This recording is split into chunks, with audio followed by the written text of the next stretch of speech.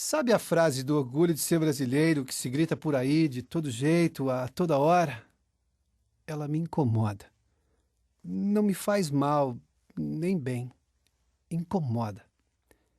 É que neste país, que dizemos abençoado por Deus e bonito por natureza, é uma beleza o vai e vem entre amor e desprezo pelo próprio sentimento de ser brasileiro. É orgulho no domingo e vergonha na segunda-feira. Sempre assim. Verdade que temos motivos para ambos os sentimentos, eu não vou negar.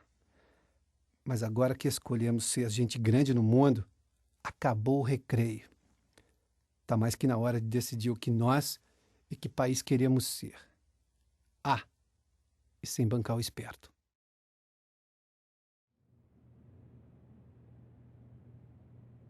Viram do Ipiranga as margens plácidas de um povo heróico, um prado retumbante.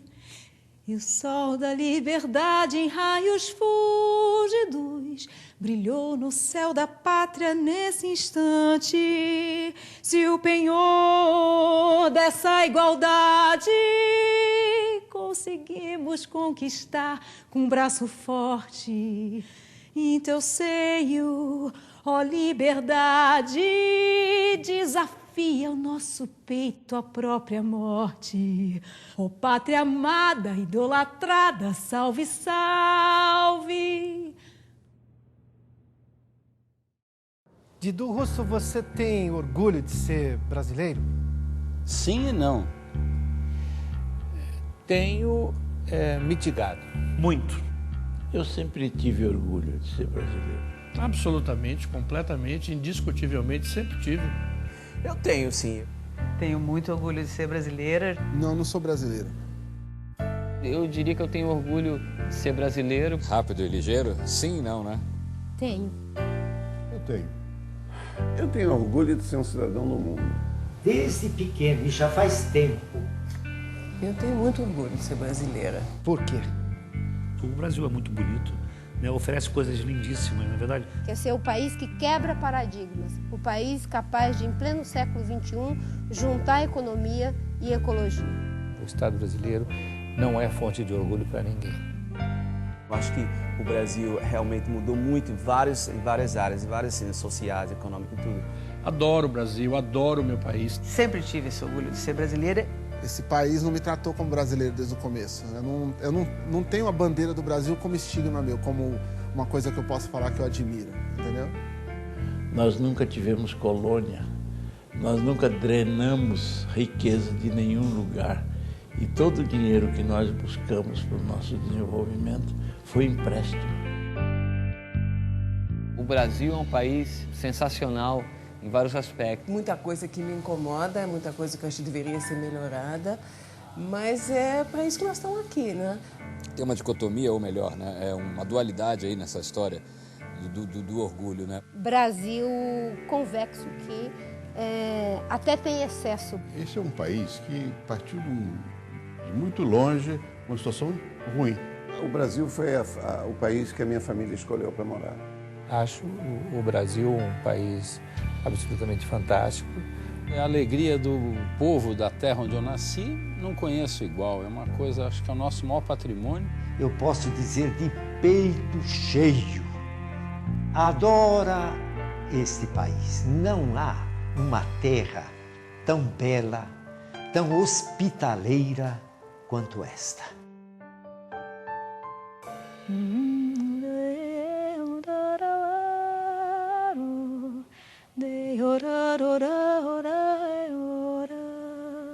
Eu lembro, na época de escola, a gente cantava o hino diariamente. E tinha aquela história de o melhor aluno da sala era quem hastearia a bandeira. É verdade. Então existia um misto de orgulho até, né? Porque quando você chegava ali, porque você estava se dando bem, né? Gigante pela própria natureza, és belo, és forte, impávido colosso, e o teu futuro espelha essa grandeza, terra dourada. Entre outras mil és tu, Brasil, Ó pátria amada, dos filhos deste sol és mãe, gentil pátria amada, Brasil. Presidente Fernando Henrique Cardoso, o senhor tem orgulho de ser brasileiro? Eu tenho. Eu posso até dizer por quê.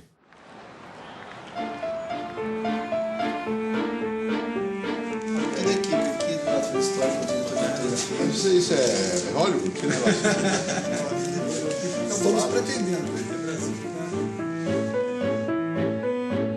Porque esse é um país que partiu de muito longe, uma situação ruim.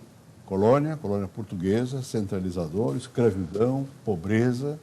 E hoje, bom, hoje temos um país, né?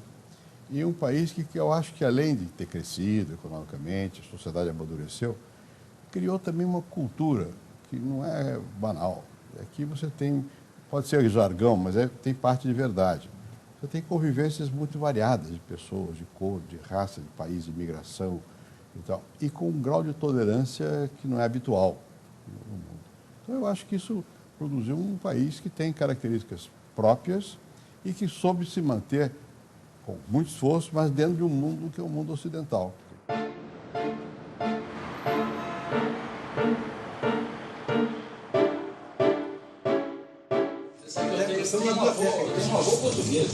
A alegria do povo da terra onde eu nasci, não conheço igual. É uma coisa, acho que é o nosso maior patrimônio.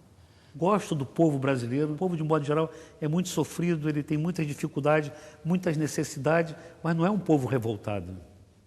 As pessoas querem fazer a mudança, mas é uma mudança com grandes perdas, está entendendo? Com guerras, com conflitos e com destruição. Então, a mudança com destruição não é muito boa, não.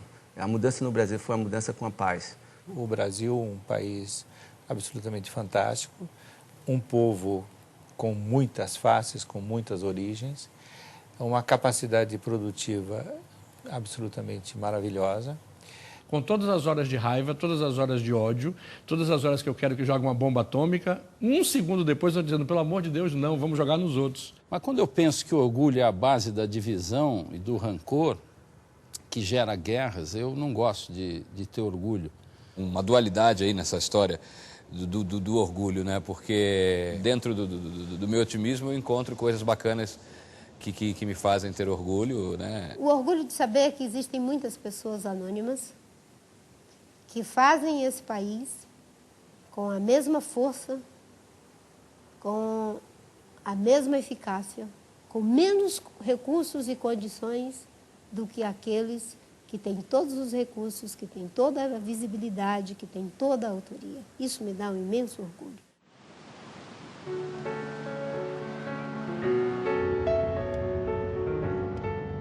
Então, eu tenho orgulho de ser brasileira porque eu estou num outro país, que é um país que hoje eu vejo, por todos esses anos de morar aqui, que hoje recebe os brasileiros de tapete vermelho. Mas eu tenho medo de viver no Brasil. Eu continuo com orgulho de ser brasileira. Se eu pudesse viver no Brasil, se o Brasil desse a oportunidade e a chance que eu tenho aqui de viver como uma mãe solteira com 2 filhos e ter segurança, talvez eu não tivesse ficado aqui.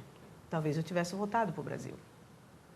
Esse é um país que ainda é um país do futuro, mas a realidade está se aproximando. A gente está crescendo, o mundo está reconhecendo. Eu acho que o Brasil tem grandes amálgamas. O idioma é um deles, que é uma coisa extraordinária. Um país do tamanho do Brasil. Você veja que curiosidade, só existe isso no Brasil e nos Estados Unidos. O Brasil é um país com características peculiares. É a maior miscigenação que existe. Nós, quando saímos da escravatura no fim do século XIX, nós trouxemos imigrantes de todas as raças.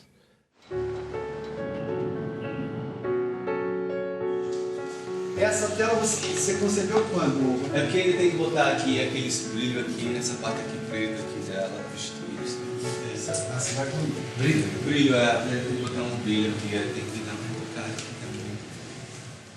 O Brasil realmente mudou muito em várias áreas, várias sociais, econômicas e tudo.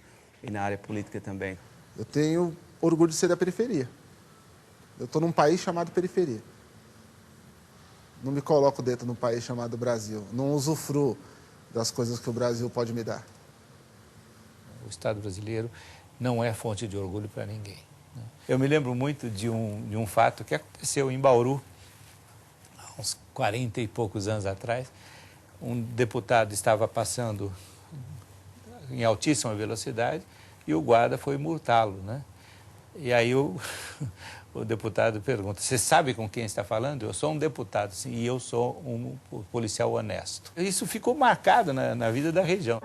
Que nós temos a sociedade hoje que frequenta, que tem poder, que ascendeu socialmente, ela não tem a menor cultura, ela é arrogante, ela só se interessa no poder. E mesmo não tendo essa coisa nacionalista, eu diria que eu tenho orgulho de ser brasileiro, porque a gente... o Brasil é um país sensacional em vários aspectos, né? E acho que a gente tem uma coisa exclusiva aqui, assim, por causa de todas essas misturas que se deram aqui no nosso país. Cada povo tem as suas manias e nós temos uma capacidade enorme de falar mal do nosso próprio país. Isso sim é uma característica que você não encontra quase em lugar nenhum do mundo. Os brasileiros são os melhores para falar mal de si próprios. São campeões para se autoflagelar. O que eu tenho de bom aqui? Meu samba, o carnaval é imbatível. Minhas mulatas são as mais gostosas. Minha cachaça é o máximo. Meu futebol deita e rola. É onde ele se apega. Nisso ele é bom, ele se sente respeitado nisso. Você se dá bem na vida, você tem que esconder que você se dá bem na vida, né? Assim, hoje em dia é menos, né? Mas isso é uma coisa que está dentro do nosso DNA aí, sei lá por quê. Sempre tem uma desconfiança. Se o seu vizinho se dá bem, pô, o cara está roubando, você sempre desconfia, né? Eu não sei se é essa coisa da culpa nossa, né? Isso, eu acho que tem um peso grande, assim, porque isso tem em todos nós, né? Assim, essa coisa religiosa, não, puxa, não pode.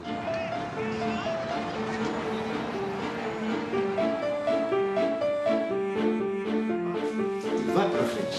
E se isso for uma sementinha que possa girar o nosso povo, bendito seja Deus. Amém.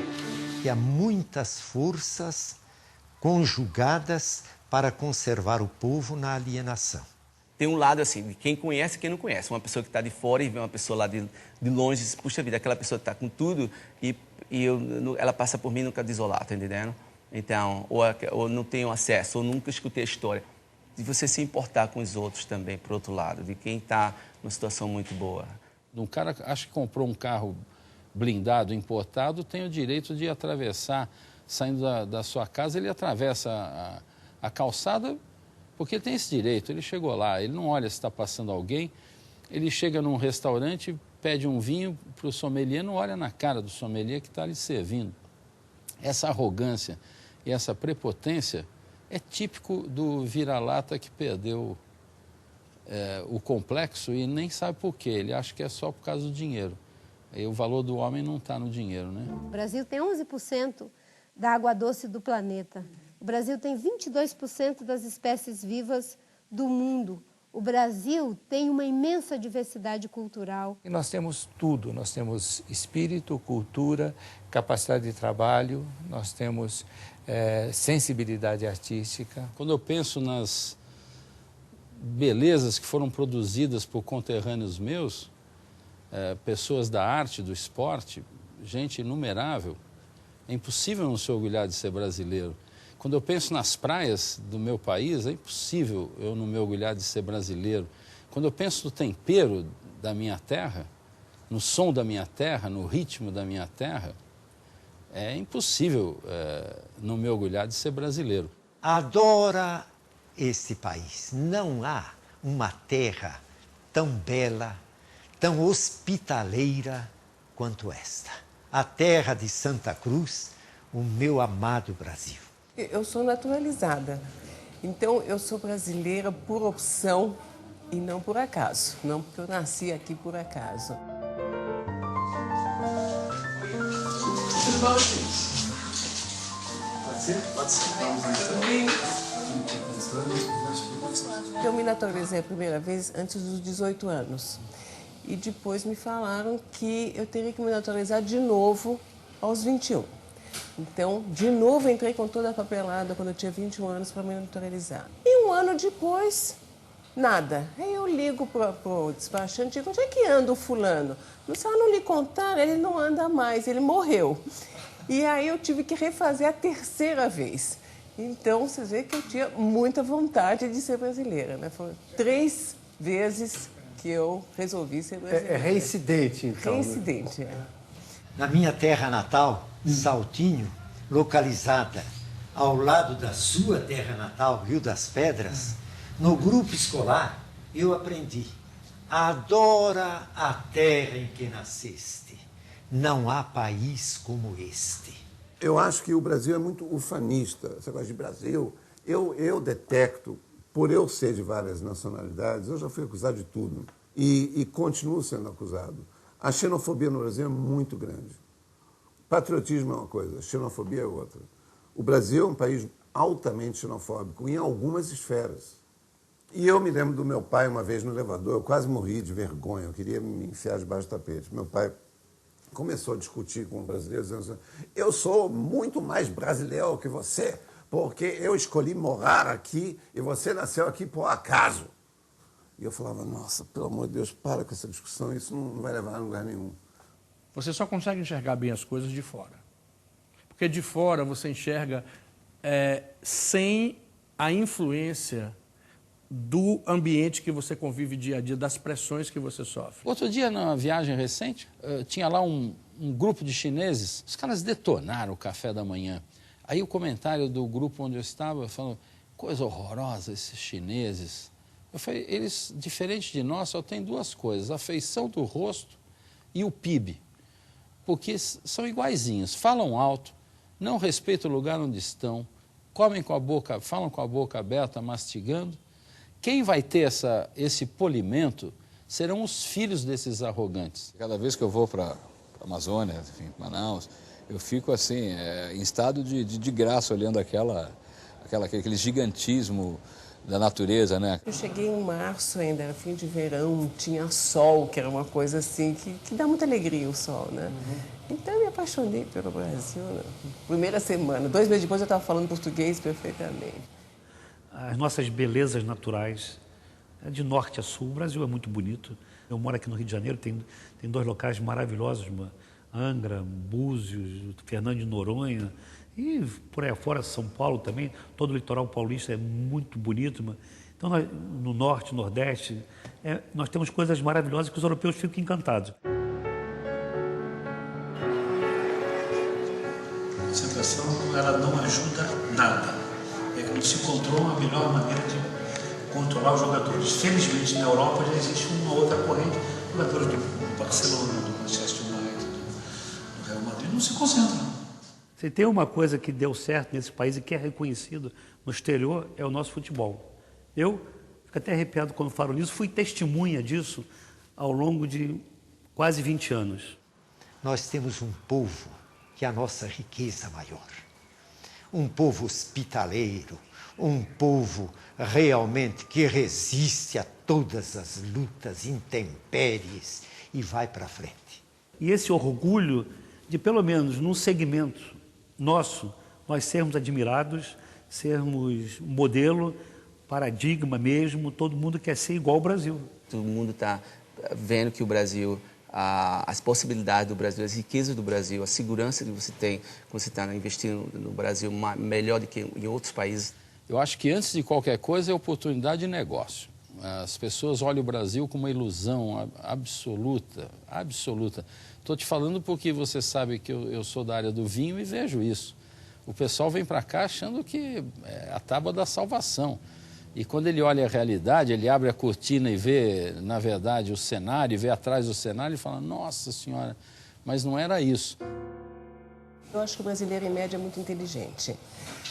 Então, nós temos um potencial enorme de fazer muita coisa, desde que a gente queira. E, nesse sentido, eu tenho muito orgulho de conversar com as pessoas. Por exemplo, uma coisa que a gente nota, você brinca com qualquer pessoa no Brasil e ele tem o senso de humor. Ele entende a piada. E isso é uma coisa da inteligência do brasileiro, né? O Brasil foi capaz de criar pessoas como Paulo Freire. foi capaz de criar experiências que hoje estão aí à disposição para serem transformadas em políticas públicas que gerem uma educação de qualidade. A gente tem Flávio Colim, que é um desenhista excepcional, um dos maiores desenhistas do mundo foi o Flávio Colim, e o povo não conhece quem é Flávio Colim. O Brasil foi capaz de produzir uma pessoa como o Chico Mendes, que teve uma visão antecipatória da Amazônia. Tem os Gêmeos, que faz um grafite que é único. A gente tem o Gente Muda, que é um grafite único, que é lá do Capão Redondo, que os moleques você nunca vai ouvir falar, entendeu? A gente tem muito artista bom, a gente, se der espaço, mano, o brasileiro na parte de criatividade, eu falo pra você, é top no mundo. Gosto do meu país, gosto do povo brasileiro, é um povo sofrido, é um povo que tem muitas dificuldades, não vamos considerar a minoria que vive realmente de uma maneira muito positiva, muito favorável, mas o povo, de um modo geral, é muito sofrido, ele tem muitas dificuldades, muitas necessidades, mas não é um povo revoltado. Imagine-se esses 150 milhões de brasileiros desassistidos resolvessem se revoltar. Nunca me esqueço da imagem do Pelé magrinho. Você não se lembra que você não tinha nascido ainda, mas, puxa vida, era lindo ver aquilo, era a vitória do negro, pobre, fraco, dando um show na elite do mundo desenvolvido, né? Isso não há quem não... E a camada mais simples se orgulha disso, né? Mas não conhece o resto, né? O brasileiro é um povo muito intenso, mas é também um povo muito individualista. Isso é inegável, inegável. Tanto que nenhuma manifestação pública brasileira comove realmente massas, tirando a Copa do Mundo. O futebol no Brasil é uma coisa tão séria e ainda completamente mal dimensionado e mal pensado no país, na minha opinião, que adoro o futebol, de que é a única força capaz de colocar os brasileiros de Roraima ao Rio Grande do Sul numa mesma energia. Numa mesma energia. Não vejo nenhuma outra coisa. Porque a Copa do Mundo não é um campeonato, é um torneio que você perdeu, errou, tá fora. E nós erramos em 6 Copas do Mundo, não fomos nem a final. É verdade. Não pode errar, é impressionante. Isso exige preparo mental, psicológico, experiência muito grande. Olha, eu acho que tudo que traz alegria faz bem. Então, se você tem essa experiência da alegria, você tem uma experiência de engrandecimento do corpo, né, e da alma. Eu trabalhei na África, na Ásia, e conheci quase 100 países, e era impressionante a identificação das pessoas, não só dos torcedores, com o futebol brasileiro. Quando eu falava que era técnico da seleção brasileira, que fui técnico da seleção brasileira, que trabalhei com o Pelé, as pessoas mudavam. Todo mundo tem um orgulho, todo mundo tem admiração por aquela camisinha amarela. É o nosso maior embaixador. Se eu fosse ministro das Relações Exteriores do Brasil, eu botava o futebol como prioridade número 1. Porque eu acho que é a vez que a gente vê o maior patriotismo, e eu acho que falta patriotismo no brasileiro. Eu me lembro quando estava nos Estados Unidos, que eu via qualquer feriado nacional, todo mundo com bandeira na janela. Eles são muito mais patriotas do que nós somos, né? Eu acho, em geral. Você acha que futebol, novela, essas coisas são o ópio do povo? Na caruda. E funciona muito bem. Você vê o cara se matando por um time, mas ele não se mata por uma vaga. Ele não se mata por o filho dele ter acesso à escola. Eles não mostram que o dono do clube está ali, ó, com outro sócio do dono do clube, estão tomando champanhe na mesma taça. E o povo está se matando na rua por causa de time. Entendeu? É o ópio da caruda mesmo. E novela também. Para as donas de casa é novela. Mas o futebol, às vezes, pode ser o ópio do brasileiro também? Eu não acredito nisso, não. Isso é bem discurso dos anos 60 do PC, viu? Me incomoda quando você tenta vilanizar os prazeres do povo. Isso é uma tendência da esquerda no Brasil e de uma certa parte da mídia que se acha mais inteligente do que todo mundo, e ninguém é mais inteligente do que o povo, como consciência. A novela não é ópio do povo, o futebol não é ópio do povo. São divertimentos de preferência nacional. Vilanizar isso, eu acho uma coisa elitista, preconceituosa. Mas a elite sabe montar direitinho o projeto, novela, futebol, campeonato, tudo certinho para poder anestesiar a dor também, aí fica tudo tranquilo.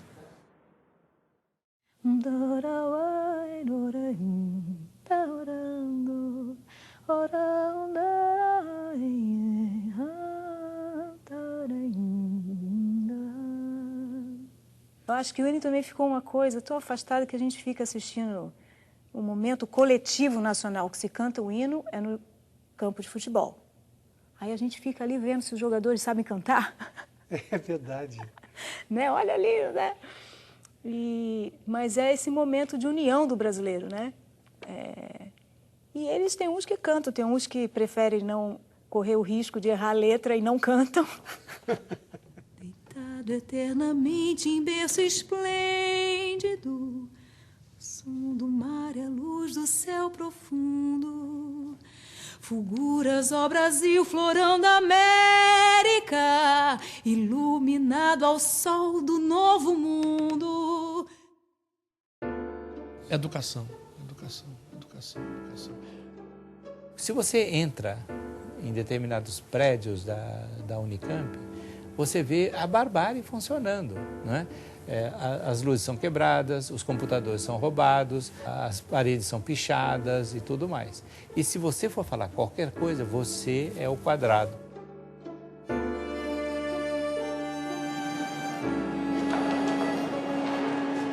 Agora, esse dia que faz uma graduação em filosofia se chama de auto-intitulado filósofo, impressionante.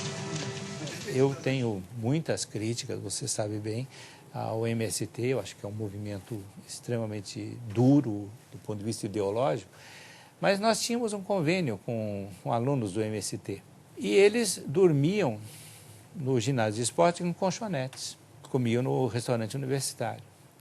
Para pagar a hospedagem e para pagar o curso, eles não concebiam a ideia de ser de graça, eles limpavam as paredes pichadas pelos seus colegas, eles ajardinavam, eles faziam alguma coisa para retribuir.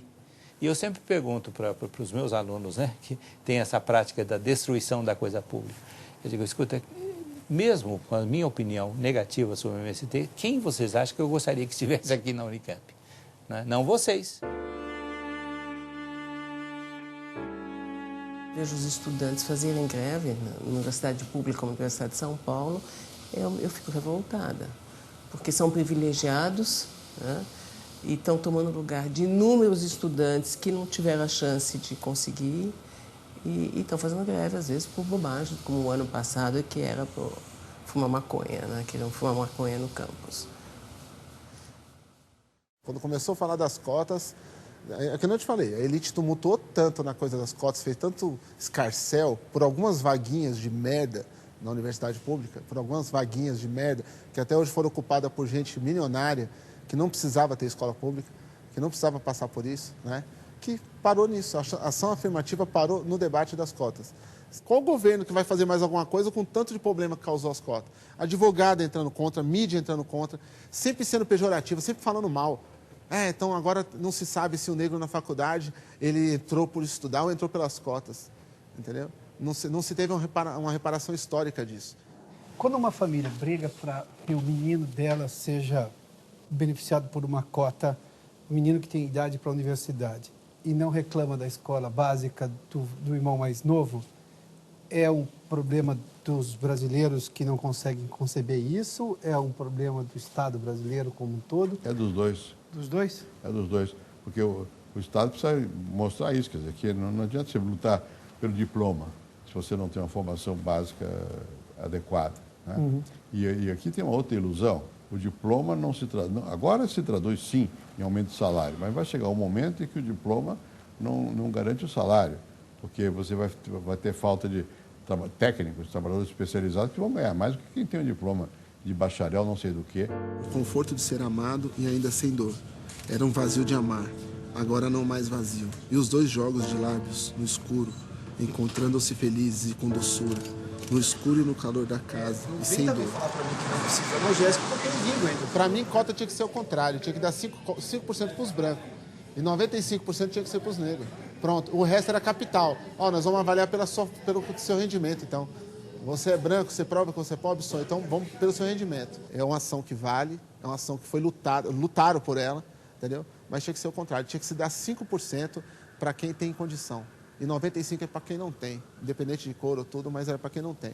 Agora, o negro tem que ter prioridade dentro disso. Nós nos preocupamos muito em acelerar a infraestrutura física do país, mas o capital humano não conta com os mesmos investimentos. Nós temos uma preocupação muito grande com o desenvolvimentismo que sacrifica recursos de milhares de anos pelo lucro de algumas décadas, mas não temos a mesma preocupação com um desenvolvimento que seja duradouro, que quebre os velhos paradigmas do século XX e estabeleça quais são os novos paradigmas para o que é ser próspero, o que é ser um país rico no século XXI, à medida em que isso precisa ser estabelecido, porque não há recursos naturais para manter o mesmo padrão de produção e consumo. Nós estamos dando mais importância à formação da cidadania, que é aprender matemática, português, não sei o quê.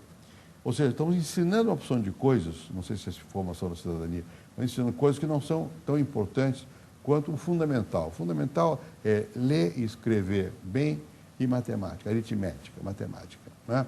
O resto vem depois. Educação. É um problema mundial. Eu toda hora estou falando isso porque não é mais uma coisa do Brasil. O sistema, e aí talvez a gente esteja mais próximo do que nunca um do outro, porque eu já percebi que você é uma pessoa que tem uma preocupação com o poder que o sistema tem de triturar o indivíduo, a sociedade. Eu também. O que acontece, né? Você tem a produção da pesquisa, das técnicas, você não tem a passagem para a indústria, né? A única instituição que eu conheço que está fazendo uma política razoável e atenta para essa questão é a FAPESP São Paulo, que está investindo, né, na produção, nessa passagem do saber acadêmico para a indústria. Mas isso é só em São Paulo, né? Essa nossa lei que determina que 1% do ICMS em São Paulo vai ser destinado à pesquisa, eu achava que era uma lei só de São Paulo. Descobri que existe em vários estados, mas que eles simplesmente não repassam o dinheiro. Do ponto de vista do trabalho que eu faço, da pesquisa, nós temos dados que revelam que, se você pegar de Pernambuco até o Rio Grande do Sul, a rede de pesquisa e de produção tecnológica, nós podemos ser comparados a países como a Áustria, a Itália e outros países importantes. Então, eu acho que nós temos essa imensa capacidade produtiva. O problema todo, no meu entender, está não na sociedade brasileira, que tem problemas também, é cheia de tensões, cheia de egoísmos de grupos, etc., mas está, no meu entender, no Estado brasileiro. Não, o sistema de saúde funciona. Nós temos a prevenção no Brasil, é a mais avançada do mundo. Nós somos o país que mais vacina no mundo. Que em 1980, quando nós embarcamos na tese de vacinar num único dia as crianças menores de 5 anos de poliomielite, e continua até hoje. 5 anos depois, baseada na experiência do Brasil, é que a Organização Mundial da Saúde levou essa estratégia para o resto do mundo. Agora, o posto de saúde do mesmo bairro continua o mesmo lixo. Não tem esparadrapo, não tem metiolate, não tem gases, não tem nada dentro do posto. Se você cair ali, você não pode ser atendido ali, entendeu? Agora, por que essa deficiência existe? Porque nós crescemos depressa demais. Falar mal não resolve. Nós precisamos ver qual é a solução. Como é que você vai arrumar o serviço público? No dia em que ele for estável. Madeira, espectro de seleção, a doutora Maria Sátio da USP. O sistema do DataSUS, ele recebia uma conta, autorizava o pagamento. Foi aí que se criou grupos que faziam prontuários fantasmas, etc., que pegavam uma criança com gripe e dizia que era broncopneumonia e dava alta curada em um dia. Então, em 94, o Brasil tinha internado 15 milhões de pessoas, era 10% da população. Em 96, ele internou 12 milhões. Quer dizer, o tamanho da fraude era 3 milhões de internação. Mas eu tive um diálogo extremamente interessante na época com um líder da Igreja Católica no Rio de Janeiro. Eu não me recordo o nome dele. Mas ele me olhou e disse: Maiana, a Igreja muda de posição, não desista da luta. Então, assim, a Igreja era contra os transplantes, por exemplo, e hoje não é mais. Né? Então, eu achei, isso para mim foi inesperado e extremamente interessante. Então, você vê que mesmo era um alto líder da Igreja Católica, existem pessoas que pensam de maneira diferente. Agora, é muito difícil você convencer todo mundo, né? Agora, há alguns pontos em que nós realmente não cedemos e toda a Igreja está coesa. Por exemplo, aborto. Não se tem o direito de matar uma criança na barriga da mãe. Não se tem, não é o direito. E a Igreja se coloca aí intransigentemente na defesa da vida. Aí a Igreja realmente, há alguns pontos em que ela é intransigente. Intransigente nesse ponto, ela é firme. Eu defendo a vida humana. A Igreja Católica teve posições importantes no Brasil, na questão da defesa dos pobres, na questão da luta contra a tortura. Então, que é muito especial, não é em toda parte que a Igreja teve esse papel. Aqui teve. Então, eu não subscrevo essa teoria anticatólica, não. E Joana Angélica, que foi aquela freira quando os soldados de Portugal invadiram os conventos em busca de rebeldes brasileiros que estariam escondidos nos conventos em Salvador, a Igreja sempre atuando aí para proteger. Isso é interessante, né? A Igreja tem seus papéis terríveis, mas tem essa coisa extraordinária, né? Não raro, as pessoas reclamam do Brasil dizendo que aqui tem muita culpa católica. Por isso que o Brasil, às vezes, é muito bondoso com algumas coisas. O senhor acha que o catolicismo fez mal para o Brasil, nesse ponto de vista? Mas as outras religiões são muito piores que o catolicismo. Eu não diria isso dessa maneira. O nosso catolicismo médio é um catolicismo que não compromete. Né? E o catolicismo tem uma grande vantagem, que é a confissão e a absolvição. Então, o pecado, você lava o pecado. Há outras religiões que você pecou, está perdida. Muito mais dramático ainda. Né?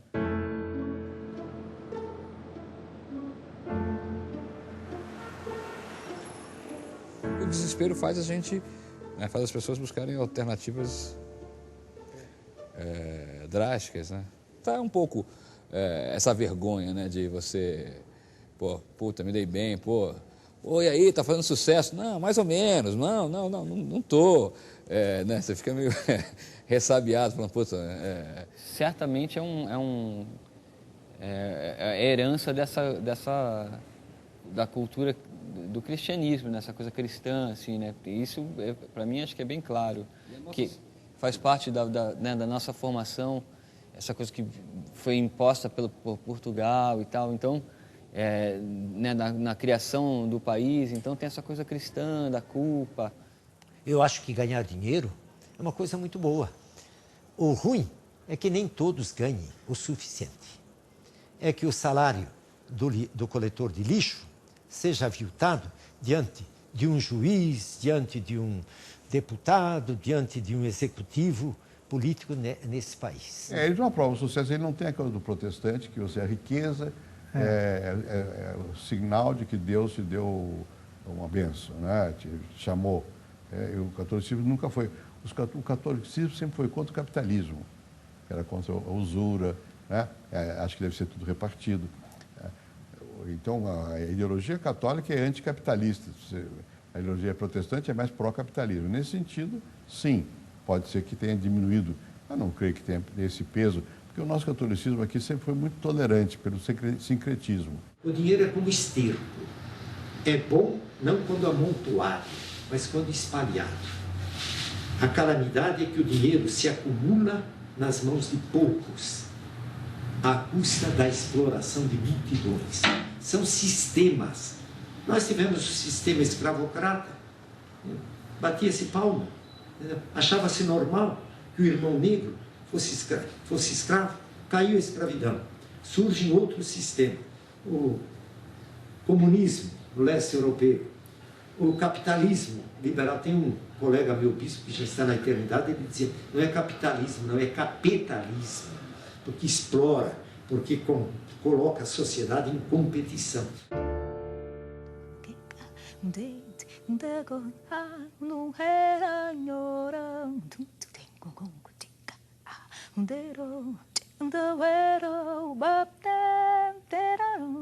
Eu sei da complexidade do hino, porque ele não é um hino fácil de ser cantado. Ele tem uma melodia belíssima, não é simples, então é fácil se desafinar enquanto canta o hino. E a letra, ela foi composta por uma época, ela é datada, né? Não é uma letra moderna.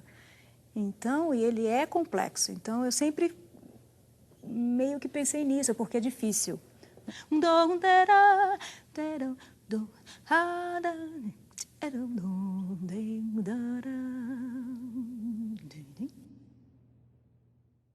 Sou de uma época em que havia muito mais mobilização popular do que é hoje. Por que o brasileiro se distancia do Brasil, das causas brasileiras? Eu acho que uma causa já é de raiz, porque nós nos acostumamos a ser um país dominado e por isso um complexo de inferioridade muito grande. Outros países são magníficos, a Europa, os Estados Unidos, e brasileiros gostam de viajar pelo mundo afora e não conhecem o Brasil, nunca foram à Amazônia. Marina, aliás, não sei se foi como senadora, como ministra, como Marina. Fantástica, ela perguntava, quem já foi no Canadá? E algumas pessoas tinham ido no Canadá. Quem já foi na Argélia? E ninguém tinha ido na Argélia. Ela disse, no Brasil dá para ir na Argélia em alguns segundos, em alguns minutos, e no Canadá. É só sair do Vidigal para a favela próxima.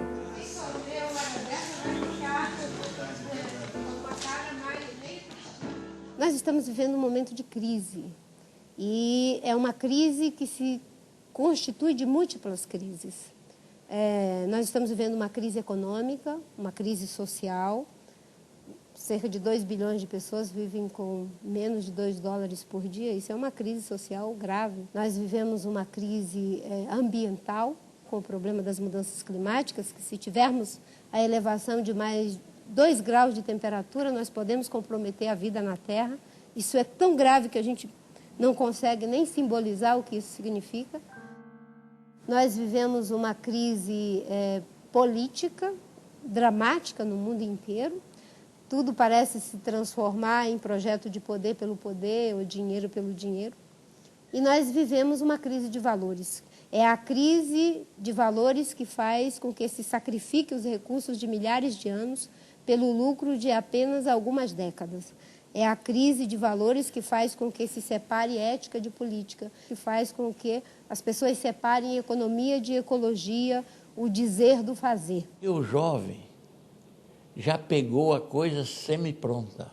Agora, quem já pega o país semi-pronto e quer fazer exigências naquela coisa, bom, ele vai encontrar muitas deficiências, é claro. Por isso é que eu acho que a exposição precisa ficar clara para as pessoas. Nós já fizemos um colosso. E nesses anos todos morando aqui, eu fui muito amiga do Fernando Collor. E às vezes eu fico pensando, o Fernando Collor teve um impeachment por coisas que até, na verdade, nunca conseguiram provar. Ele foi absolvido no Supremo Tribunal Federal. Sim, mas, gente, o que eu vejo hoje que acontece no país não é com o presidente, é com todo mundo. E não acontece nada. O Fernando Collor mandaram embora. E eu convivi com ele aqui com a depressão que ele teve, porque do idealismo que ele tinha, não estou aqui para julgar, não sei o que ele fez, o que ele deixou de fazer, nunca me envolvi com política, nós tínhamos aqui amigos sociais mesmo, nós estávamos sempre juntos. Mas hoje eu fico pensando, parece que lá atrás era mais sério correr atrás de quem faz alguma coisa errada. Hoje eu não vejo isso. Por que não acontece uma revolução social nesse país e falar, precisamos melhorar esse país para todo mundo? Você quer saber por quê? Porque nós estamos o pensamento das pessoas psicológico é um país dormitório, mano. Ninguém está aqui pensando que vai ficar aqui, mano. Esse é o segredo. O cara está na periferia, ele não vai mudar a calçada dele, porque ele fala, eu vou me jogar, mano. o país está bem, todo mundo está falando que está bem, eu vou me jogar. É questão de tempo. O sofrimento mesmo é questão de tempo. Então, para que eu vou arrumar? Meu vizinho não vai arrumar, o córrego vai inundar, vai zoar as calçadas, então eu vou me jogar. E ele não arruma. Então, as pessoas têm um senso de que elas não vão ser felizes eternamente onde elas estão. A maior pergunta que eu ouço é por que eu não mudei. Eu tenho que responder essa pergunta todo dia, lá dentro do meu bairro. Mas, Fez, por que você não mudou? Eu falei, porque eu tenho bem aqui, eu gosto daqui. Eu quero mudar o lugar, não mudar do lugar. Eu tenho que explicar isso todo dia. Não, mas você podia mudar, mano. Sou eu, logo me jogo, mano. Logo me jogo, não olhar nem para trás, que se dane todo... É ter raiva do próximo, que é do seu lado, que é o mesmo irmão do sofrimento, entendeu? É não querer pertencer àquilo. Aí, quando a pessoa não quer pertencer a nada, ela é infeliz, mano. Você nunca vê ninguém falando assim, eu sou feliz no meu trampo, mano. Eu construí um trampo, eu sou feliz, eu gosto do meu trampo. É todo mundo infeliz procurando uma outra coisa que não vai achar nunca. É a merda da busca. Credibilidade da promessa. E isso nós precisamos aprender. O Brasil é um país que não consegue passar credibilidade em suas promessas. Do ponto de vista legal, cria uma lei e desfaz a própria lei que criou. Às vezes promete tanto que não dá nem para acreditar que aquilo que está prometendo possa ser cumprido. Essa área está ruim.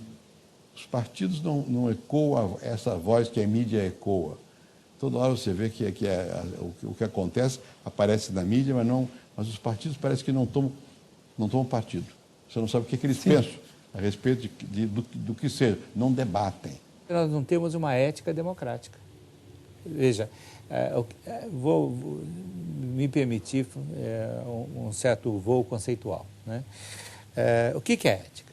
Ética é o conjunto de valores e de atitudes corporais que, uma vez aprendidos e repetidos, se tornam quase automáticos, né? Então, você faz aquilo automaticamente. Então, na nossa tradição política, não existe liberalismo, não existe democracia, não existe efetivamente abertura para o público, né? Você tem os donos do público. O Raimundo Faoro diz muito bem, os donos do poder, né? Então, nós não temos o automatismo da vida democrática, né? Para nós, a cada vez que nós vamos fazer alguma coisa que se relaciona com a democracia, isso é um esforço muito grande do grupo e dos indivíduos. É que o Congresso só debateu uma questão. Quem é que vai ficar com os lucros futuros do petróleo? Royalties só? Ninguém discutiu se a mudança era boa, se a forma de capitalizar a Petrobras era correta, se a Petrobras tinha que estar como está agora, com 30% de tudo que é Campo Novo do pré-sal. Ninguém discutiu nada.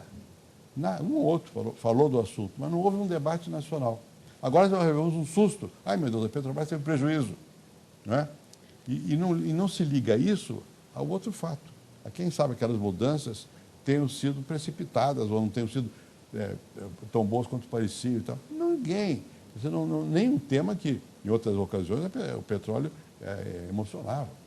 Mesmo quando eu fui quebrar o monopólio para obrigar a competição, deu muita briga. Sim. Né? Eu me lembro. Uma pauleira louca. Tudo bem. Agora não teve nada. Muda e não acontece nada. Né? E assim em vários setores. Hoje o país não cresce. É a enganação de que está em crescimento. É enganação. Você vê obras, mas você não vê a coisa funcionar no nível pessoal. Entendeu? O discurso é que o país está crescendo, que todo mundo está sendo todo mundo está participando do bolo. Mentira, não tem bolo para todo mundo, não tem espaço para todo mundo pegar o bolo e não tem espaço para comer o bolo. Não tem como participar do bolo. O bolo é feito para alguns. De novo, o reparte vai ficar com alguns. Se você precisar da justiça, ela existe aí. Ela vai tentar ser atendido. É lento. Se você não tiver um bom advogado, você não vai conseguir seus direitos. Você não tem ainda isso. Então, você ainda não se sente propriamente como em casa, nesse sentido, como dono do destino seu e do conjunto da população. Então, isso faz com que, se é assim, deixa eu me virar. Né? Cria essa esperteza. E a esperteza é o contrário de uma sociedade realmente democrática. Você não tem que ter esperteza. Você tem que ter trabalho, realização e direitos. Não existe contradição mais forte do que essa. A gente não tem isso no Brasil. Não é a divisão política no Brasil, ela não é ideológica. ela é circunstancial, enfim. Então, eu acho que as contradições, pelo contrário, Eduardo, as contradições só fortalecem e só enriquecem, porque a contradição em si é um questionamento em si. Mesmo que você não questione, é um questionamento que está ali na sua cara.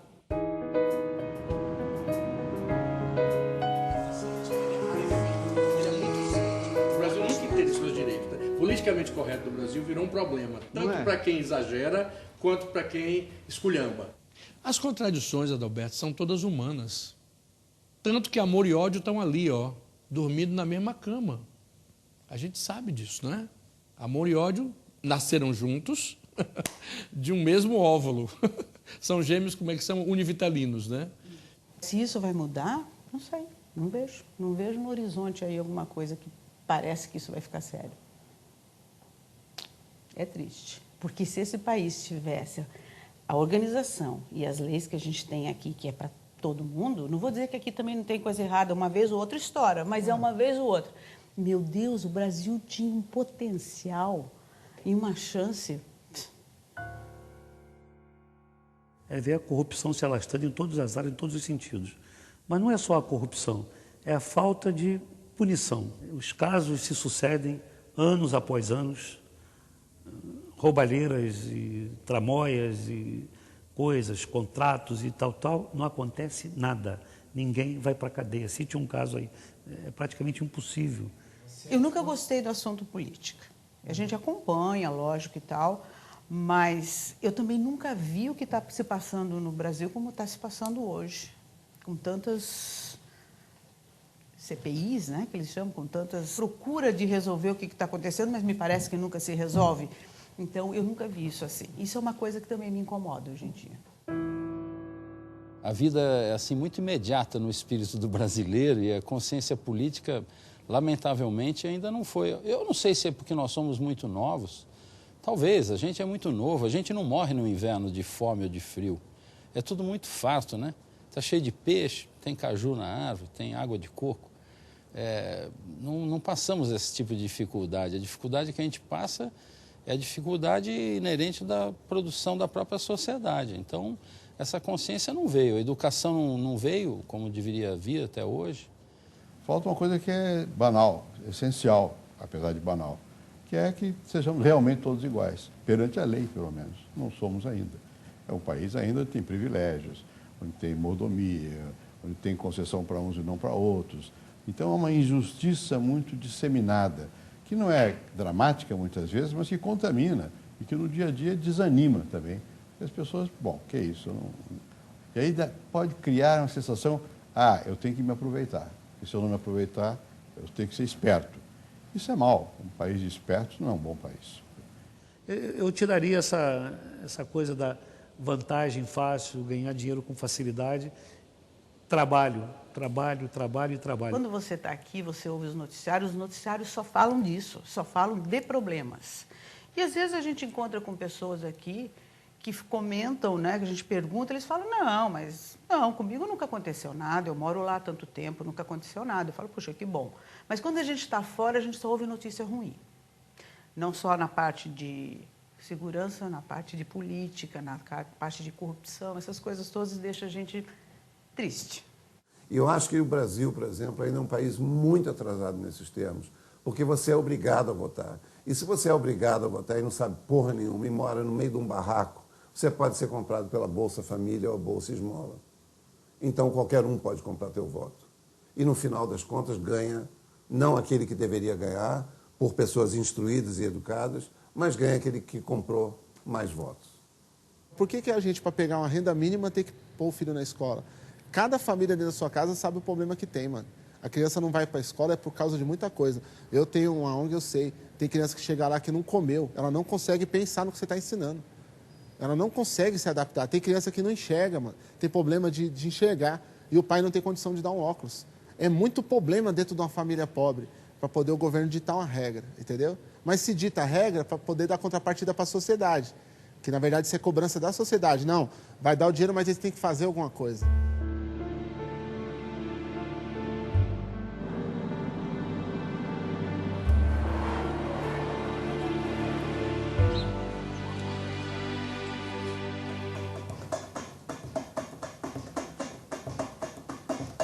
Isso me dá prazer. Mas isso é de uma brasilidade? Claro, e ninguém pega isso. A população no mundo é 7 ponto alguma coisa bilhões.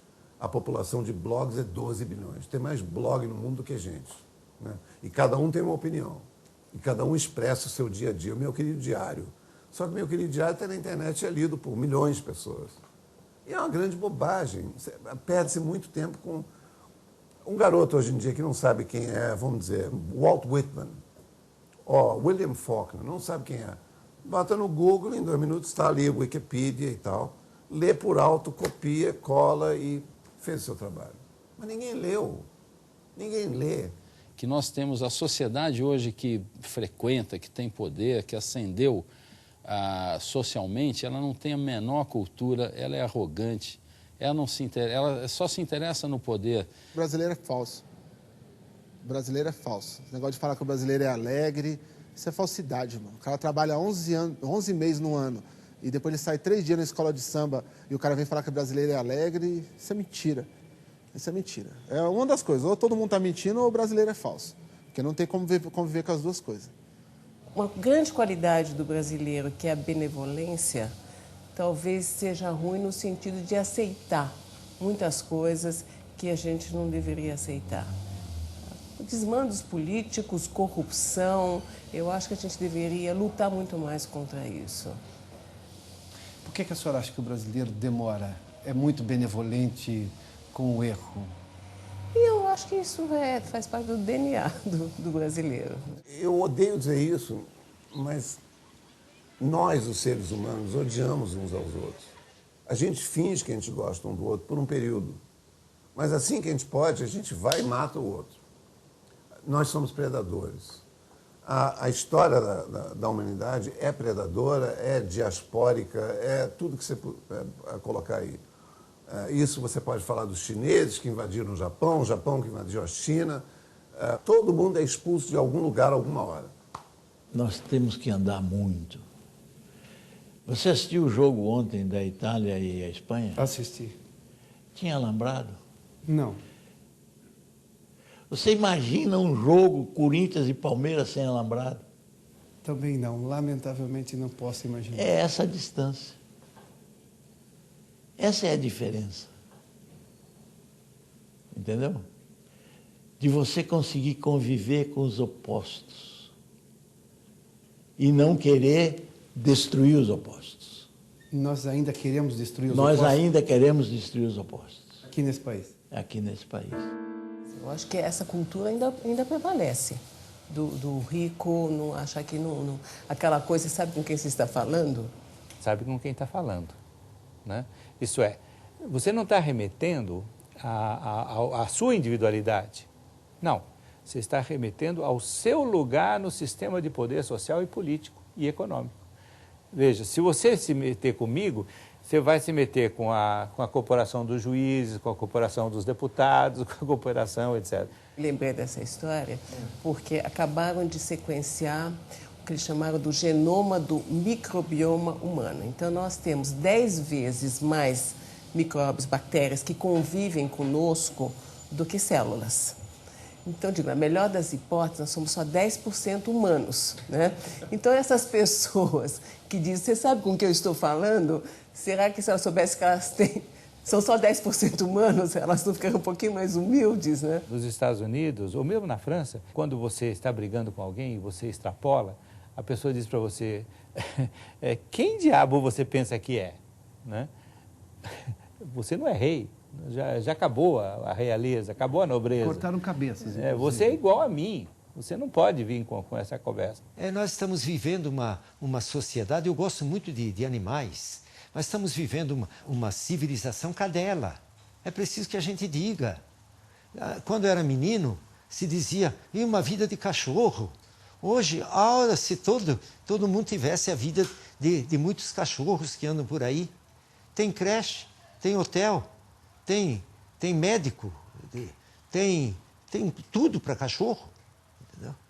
Tem operação de cachorro, tem tudo, entendeu? Às vezes eu dou workshops lá para o Afro-Reg, o grupo, no Rio de Janeiro, Vigário Geral, e o outro lado da linha de trem é Parada de Lucas, e os dois estão em guerra constante há mais de 20 anos. Mas é claro, a Zona Norte do Rio não aparece nos jornais, né? Ninguém conta aquele número de corpos ali. Essa experiência de quem tem condição de viver em Miami ou cada vez mais viver em Nova York, e você escuta das pessoas falar, pô, em Nova York eu posso andar como uma pessoa rica, né? Em Nova York eu posso andar com meu filho a pé. A pessoa dá maior valor a isso. Eu vou buscar meu filho a pé na escola. E por que a gente não faz isso aqui na nossa terra? A classe média é só um pensamento diferente. Ela pensa que ela está no contrafluxo, ela pode comprar. Ela pensa que a periferia pensa que vai comprar. Ela tem certeza, eu vou comprar. Então eu vou ficar na minha. A classe média fala, eu posso comprar. É diferente. A classe média fala, não, eu posso comprar. Não é que eu vou comprar, eu posso. Então ela se acomoda também na dela. Entendeu? E você pode perguntar, nunca um rico, ele é rico. Você nunca vai ver ninguém falando, eu sou. Você está falando de playboy, eu sou playboy. Nunca. Sempre o rico é o outro. Não, o rico é um amigo meu que tem 3 iates, eu só tenho um. Não, o rico, eu tenho uma rede de lojas de 80 lojas, eu não sou rico. Rico é o meu vizinho que tem 160 lojas. O rico nunca se assume rico. O cara tem o último modelo da Land Rover, o mais caro, que em muitos países, às vezes, nem as pessoas ricas que têm dinheiro para ter aquele carro têm. E aqui no Brasil, o cara tem um carro desse, e aí o cara abre o vidro do carro, joga o papel, entendeu? Ou tá fumando um cigarro, bate a cinza, joga o cigarro pela janela, ou joga o papel no chão. Então, esse tipo de contradição Ou o Land Rover não combina com ele, ou ele não combina com o Land Rover. Às vezes não vai jogar pela janela porque o carro é blindado, porque é uma outra loucura, né? A gente também se acostumou a essa história de ter carros blindados, né? A classe média, e a classe média, a classe rica brasileira, acha completamente normal, né? Você blindar um carro. Você acha que arrastão, você acha que assassinatos, você acha que carros blindados em São Paulo, todos os carros em São Paulo, de Mercedes a BMW, a Audi, tudo blindado para poder jantar no fazano, você acha que isso é pacífico? Eu acho que é todo mundo engaiolado nas suas mansões ali em Vila Madalena, Vila Nova Conceição, Vila não sei o quê, Nova de alguma coisa, Moema, Itaim, Bibim, tudo ali no alto, com guarita na frente, com não sei quantas cercas, e mesmo assim, ninguém vem de helicóptero e das luas tudo. Eu fiz uma sociedade na parte de restaurantes e um dos donos do grupo, o CEO do grupo, ele é um francês e ele foi comigo para o Brasil. Nós passamos 10 dias olhando o mercado e tal, no interesse que hoje muitos têm dos brasileiros, na economia brasileira, porque está em ascendência. E foi difícil explicar para ele que ele tinha um relógio muito bom no braço, eu sempre olhava cada dia um relógio bom, e eu falei, você não leva seu relógio. Ele ficou assim, mas como? Não leva o relógio porque vai chamar atenção e é perigoso. Como é que eu iria levá-lo e dizer, olha, nós vamos, mas nós estamos correndo um sério risco? Eu acho que eu não ia ter coragem de levá-lo. Porque isso foi antes dos arrastões? Sim. Tem um amigo que eu conheci pequenininho, quando estudei na Alemanha, ele mora na Finlândia, finlandês. Fomos conhecer Copacabana, que é, sem dúvida alguma, um dos locais mais conhecidos do Brasil, fora. De repente, nós estávamos andando em Copacabana, distraídos, ele tinha 1,98 m, ele esbarrou num mendigo no chão, rapaz. Cara, dormindo no chão, isso a 1h da tarde, rapaz. Nossa, eu tenho a mão na cara, fechei os olhos e fingi que eu não via, rapaz. Nessas horas, a gente sente vergonha. É a 6ª economia do mundo, né? E isso, por exemplo, é uma coisa que eu tenho mais vergonha do que orgulho, né? Do Brasil ser a 6ª economia do mundo, porque os rios da cidade estão poluídos, não tem hospital, a educação ainda é fraca. Nós somos um continente contido. Não há um lugar onde a gente possa dizer, olha, eu estou escondido dessa crise, eu posso me proteger dessa crise. E essa crise, mesmo quem não tenha nenhuma consciência dela, nenhuma contribuição para ela, está integrado a ela. Então, o Brasil é um continente contido.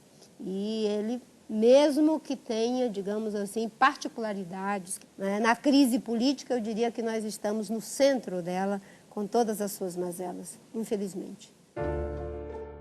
E tem essa coisa de você, quando está fora do Brasil, você tem saudade das coisas boas, né, do brasileiro. E eu vivi um momento, foi na época que foi lançado Central do Brasil, e fui assistir Central Station. Aquilo não é do meu cotidiano de brasileiro, eu não vivia aquilo. Apesar de que um pouquinho, porque eu pegava o trem da Central. Morava em Campo Grande, estudava na URCA, pegava o trem todos os dias. Mas aquele Brasil pobre, né? Daquelas pessoas. E eu morando lá super bem, eu olhava aquilo e falei assim, gente, eu sou tão isso. Né? Mesmo você não vivendo isso, você é isso. E eu sinto isso, né? Mas eu só tive essa dimensão quando eu não estava aqui. Você que pinta quadros tão coloridos, que cor você acha que tem o Brasil, que sempre foi... Amarelo. É alegria, amarelo. O Brasil amarelo. É alegria. Que é uma cor que você usa bastante. Alegria, né? esperança, vida, porque o amarelo, para mim, representa o sol, tá entendendo? Se você não tem o sol, imagina se um dia a gente se acorda e o sol não vem. E a gente tem, sei lá, sair da esfera do sol. Ou o sol, sei lá, explodiu e acabou-se. Aí ficar tudo gelado, frio, a gente não existia. Então a vida é importante, o sol é importante. As pessoas não entendem isso, o sol é muito importante. A gente às vezes fica desanimado quando a gente vê corrupção, a politicagem, os desmandos, a impunidade. Isso desanima. Mas aí daqui a pouco a gente vê o sol brilhando, as praias cheias de gente no domingo, as pessoas ainda têm prazer de viver. Isso aí que é importante. Que tenha prazer de viver. Que goste de viver, que goste de ser brasileiro, que goste de viver nessa terra. Você não reclamou em nenhum momento do Brasil. É um otimismo seu? Não, eu acho ou que... é uma forma de entender o mundo? Eu acho que eu sou otimista e também pela uma forma de entender a posição de onde as pessoas estão, né? Eu acho que é posição, acho que é momento. Você, muitas vezes, o que você tem de fazer é tentar você, um por um, fazer uma mudança, né? Eu acho que é isso. Se você... Nós estamos caminhando, valorizando aquilo que deve ser valorizado. Porque, veja, corrupção e político corrupto tem no mundo inteiro. Não é privilégio do Brasil. O Brasil tem alguns problemas de base que ele precisa corrigir. Mas esses problemas de base que nós possuímos é consequência do desenvolvimento muito rápido. Eu vejo o surgimento de um ativismo autoral, em que as pessoas, elas não importam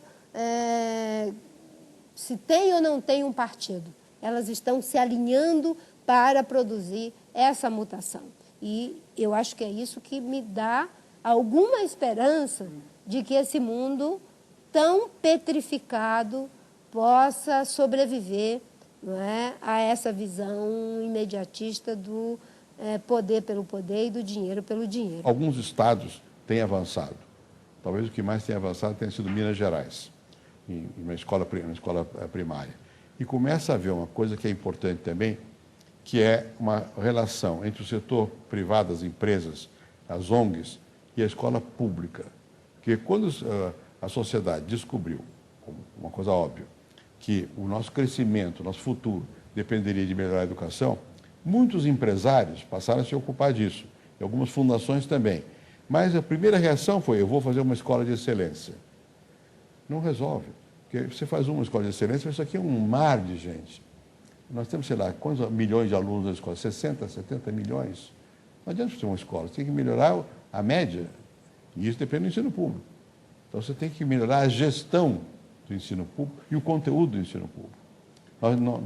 Alguns estados estão avançando na gestão, a forma de remuneração do professor, a possibilidade de você premiar professores, quer dizer, ou escolas que desempenham mais, por que não pode ganhar mais? Por que todo mundo tem que ser igualado, sendo desigual no desempenho? Eu acho que muita coisa melhorou, sim.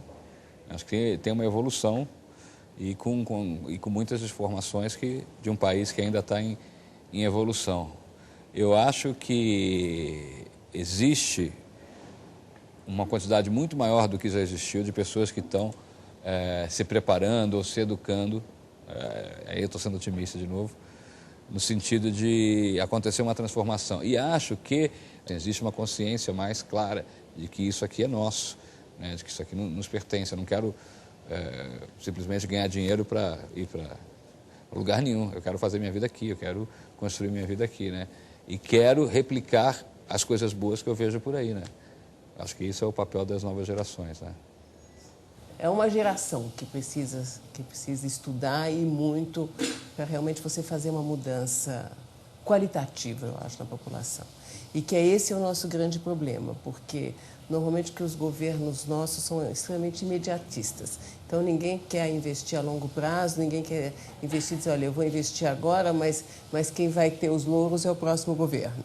Né? Com certeza, não é só eu que estou falando, não. Acho que o mundo está dizendo isso. Você vê as riquezas que o Brasil tem gerado recentemente, não só no Brasil, mas fora do Brasil, outras pessoas, outras empresas do mundo que estão indo para o Brasil fazendo fortunas. Acho que não é necessário. Eu não sou economista, mas só assim como uma pessoa que viaja e vê o que está acontecendo, acho que é uma coisa evidente, não só para mim, mas para o mundo, que o Brasil mudou. Claro que tem muitas coisas ainda para ser feitas em termos de infraestrutura, mas eu acho que é todo um processo. Todos os países têm que se manter. Se você for para qualquer país na Europa, até hoje eles continuam mantendo as ruas, continuam mantendo a infraestrutura do país para poder ficar crescendo e poder manter de todo jeito, né? Eu acho que, com certeza, o país está numa outra posição. Eu torço para que a gente possa continuar nesse processo, por exemplo, ter uma distribuição de renda mais justa, melhor, né? Que a classe C e D não seja apenas novos consumistas, né? Mas que possam usufruir também dos benefícios que o Estado possa proporcionar para eles também, né? Melhorias na vida de todas essas pessoas. Porque este país está corrigindo a desigualdade. E nós temos que contribuir para corrigir essa desigualdade. Entende? Existem vários grupos que estão contribuindo. Tem muita gente trabalhando. Tem muita organização não governamental trabalhando. Tem muita gente que está fazendo um esforço honesto, sério e está conseguindo resultado. Mas isso não aparece de repente, isso não é um milagre. Isso é uma coisa que vai caminhando, e nós estamos caminhando. Nós só tínhamos uma estrada no Brasil, asfaltada nessa época que eu nasci. Uma, que era antiga, que ligava o Rio e Juiz de Fora. Então, você vê que em 80 anos, meu Deus, nós avançamos. Essa cidade de São Paulo, eu vim para cá em 1940. Meu pai era militar, foi transferido para cá. Eu, quando cheguei em São Paulo, eu vi um choque.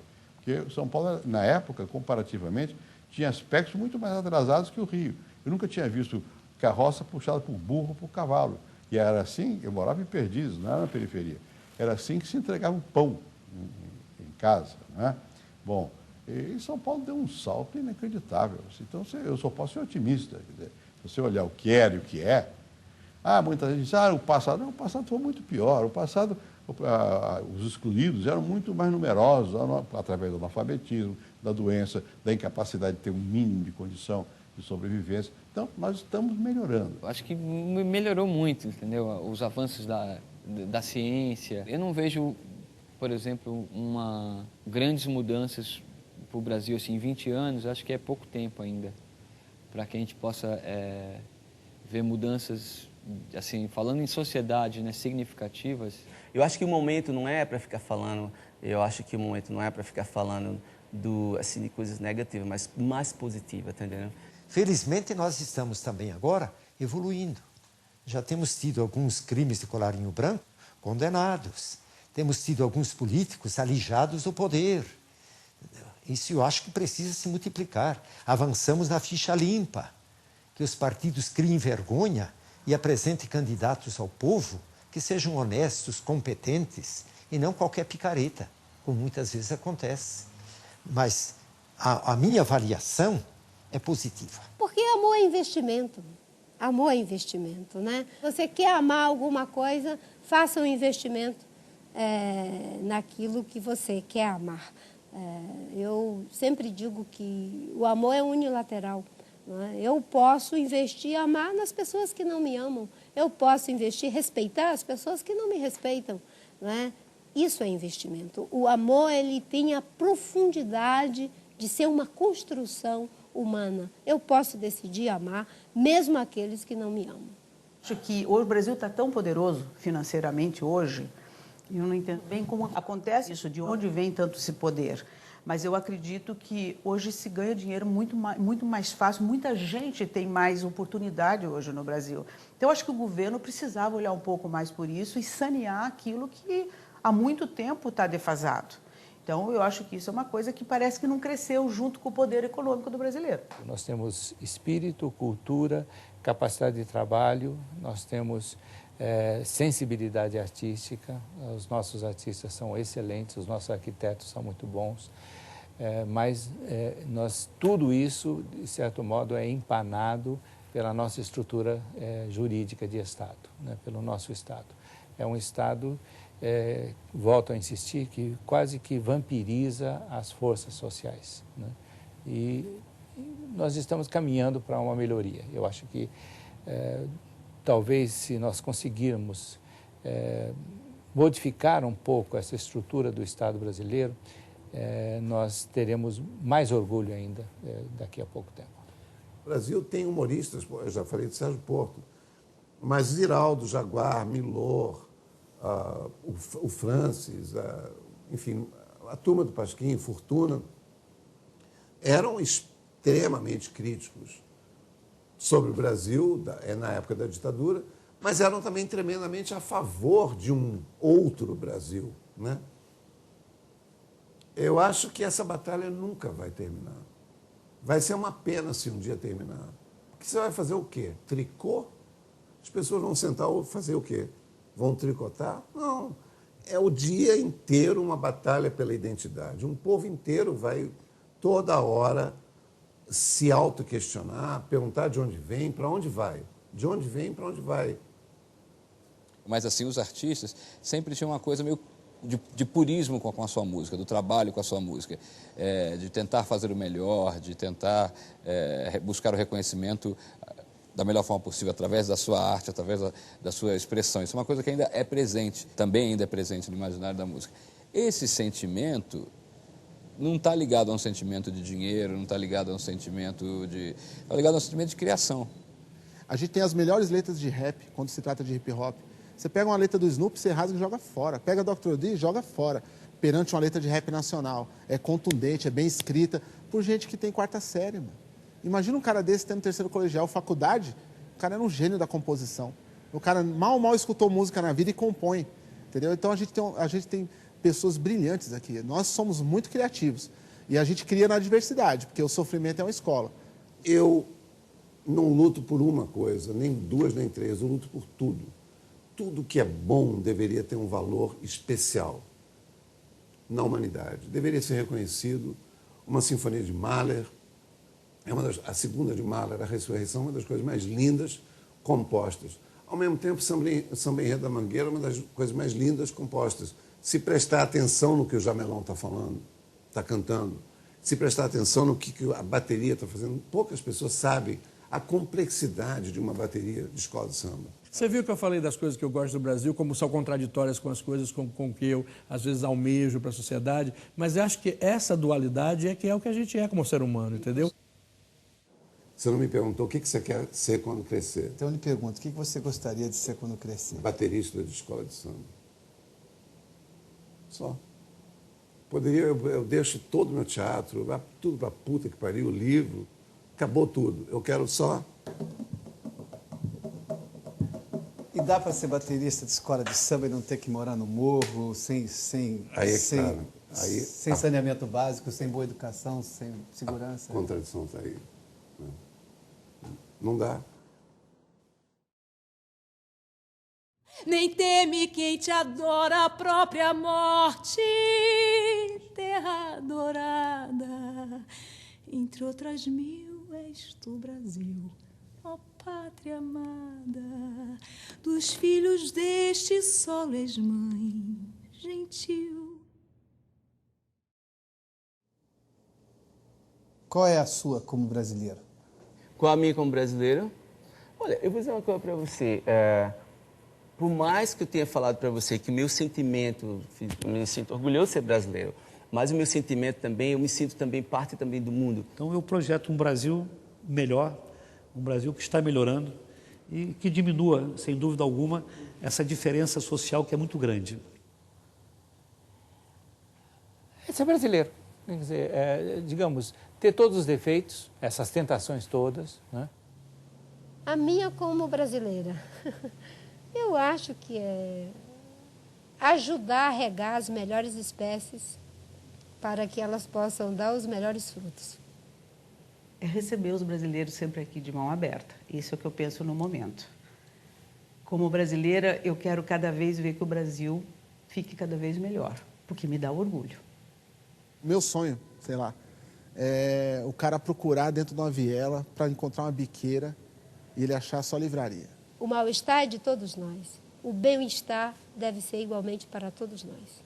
Eu acho que o Brasil vai ensinar ao mundo que é possível ser líder pela paz. É colaborar no limite da minha força, da minha possibilidade. É que nós, dando a nossa colaboração, por humilde que seja, ou uma colaboração mais importante daqueles que detêm mais importantes cargos na República. O Brasil já fez um progresso enorme, sendo hoje chamado Financial Powerhouse, né? Espero que continue nessa linha, espero que tudo dê certo. Eu sempre torço a favor do Brasil, nunca contra, sempre a favor. Eu continuo acreditando. Eu acho que, em termos de ser brasileiro, eu tenho talvez esse mesmo sentimento um pouco solto dos brasileiros que mergulham. Eu acho que é bom ser brasileiro. A minha é estimular leitor. Eu sou fabricante de leitor. Se eu falar pela literatura e alguém lê, para mim tá bom demais. Agora, eu tenho um medo enorme do monstro que o Brasil pode virar se o Brasil se ensimesmar mais do que ele já é. Qual é a do Brasil, na sua opinião? A do Brasil é aprender a parar de tirar proveito e se aprimorar ele mesmo, né? É o que mais falta para o Brasil. Perceber que ou ele melhora ou ele dança. O Brasil tem quebrado a cabeça muito, né? Por exemplo, querendo um cargo no Conselho de Segurança da ONU, um cargo permanente, né? Mas para ter esse cargo é preciso que ele seja ou uma ameaça ou uma promessa para esses países, né? Por enquanto nós não chegamos a esse ponto. Aprendendo a como ser de fato um país do futuro, né? A gente ainda está aprendendo a trabalhar e a encontrar isso.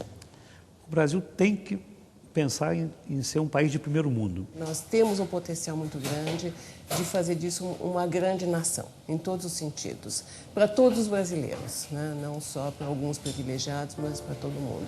E a correção depende de uma elevação do nível cultural. É a vida plena, com igualdade de oportunidade para todas as pessoas, para que as pessoas possam fazer suas escolhas. É o país que, se tiver inteligência emocional coletiva, vai arrebentar. A do Brasil hoje, eu imagino o Brasil assim, sinceramente, uma placa, uma frente da cidade cenográfica. Todo mundo pintando, lapidando, pondo azulejinho na cidade cenográfica, só que atrás ali não tem nada. Só está a proposta estética. O Brasil é o retrato da abundância de vida na sua natureza. A gente já é primeiro mundo em muitas áreas. E a gente tem que voltar a ser primeiro mundo também em educação, em assistência social, em segurança e, sobretudo, em assistência médica. A gente tem tudo e mais alguma coisa. Porque a gente tem tudo que os grandes têm. E a gente tem algo que eles não têm. O algo que eles não têm é a nossa inteligência para viver alegremente. A bandeira do Brasil, auriverde pendão da nossa terra, nos envolva num entusiasmo e num trabalho diário para a construção de um povo realmente feliz neste país privilegiado por Deus. Eu não entendo qual é a do Brasil, porque muita gente, nós nos perguntamos de onde vem esse poder financeiro, econômico que o brasileiro tem hoje. É um país tropical, abençoado por Deus, bonito por natureza, sonha ser uma coisa inédita na história da humanidade, que é ser o mainstream do underground e ser o underground do mainstream. Era de ficar deitado em berço esplêndido. Hoje começou a se levantar. E agora tem com dor no joelho. Precisa fazer mais ginástica. É o gigante adormecido que tem que acordar, e acordou, né? Ele acordou, não tem dúvida nenhuma. Não é mais aquele gigante adormecido. Agora vamos ver para onde vão. Uma vez acordado, será que ele vai esbarrar nas paredes e derrubar a casa? Ou ele vai conseguir chegar no elevador, subir, descer?